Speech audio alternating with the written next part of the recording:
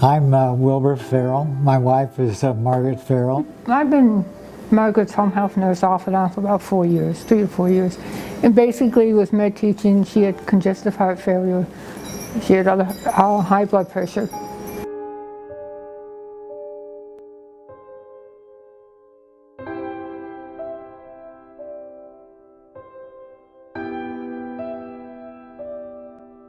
Celeste suggested that she bring Jeanette over to discuss somebody to help me with Margaret, because it was going to get more difficult and was becoming more difficult. So I just brought Jeanette, because we work together, same office, and I just brought her on a home health visit. We're taught about the continuum of care, that we want to keep that with patients because it's better for them and better for the families.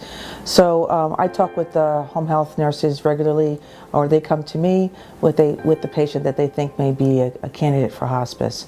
And with the family permission, I may go out and do a visit with the home health nurse just to introduce myself and let them know about the availability of hospice. It's to help the family for the last 3 to 6 months of their life.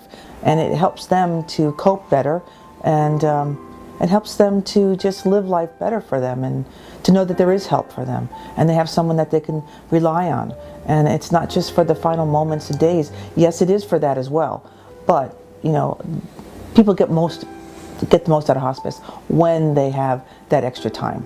I wanted to keep everything familiar, and then I talked to Jeanette, and we decided that's the way we'd go. I didn't want Margaret to go. She wanted to be home, and I wanted whatever she wanted. That's the way I wanted. So Jeanette said, well, this could happen. The services could be here, which surprised me. I wasn't really aware of what you could have. Same nurse, same aide, same everybody, and that's important. Just like Celeste in home health, we do a lot of education, medication, talk about the disease process, the stages of dementia, what you can do if you want to be part of it, and what we can do if you don't want to be part of it. The services that we provide is such as the social worker, the chaplain, volunteer services if they needed it, and also I have an LPN that helps out as well. So, and it's mostly education and comfort and teaching them what to expect. It was like a weight lifted off. I didn't have to be nervous. Somebody does it for you. It's taken care of. Wow, it's what a relief. And it's covered, which surprised me. It's a Medicare benefit that you know, we provide a lot of services to them that they don't have to pay for. And during this time when you're losing a loved one, it's very difficult. And we help them, you know, spiritually, emotionally, financially. We help them with that. And it's a good option for a lot of people. Jeanette would say, you know, we can take care of this, we can take care of this, and do this, and it just worked out beautifully. So it was like seamless, you know, just continued. And that made it almost, you know, what can I say, perfect. Almost perfect. Everybody was great. Jeanette was great. Celeste was great. And Ann was great. The last day, Ann said she's really, really close. She's breathing so slowly.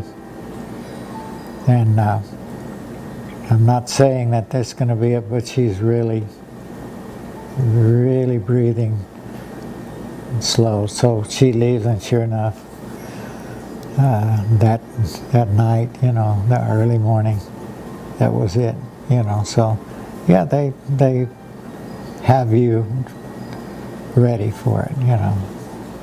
Very, very nice. Part of every hospice is what we call a bereavement program, and we will stay in touch with the family for 13 months. That's the first thing that Jeanette said. Well, I'll call you back. Said, it doesn't end here. Said, we'll stay in touch. And I thought that was really nice, because you could just say, well, okay, Margaret's passed on and she's gone, and so everybody's okay.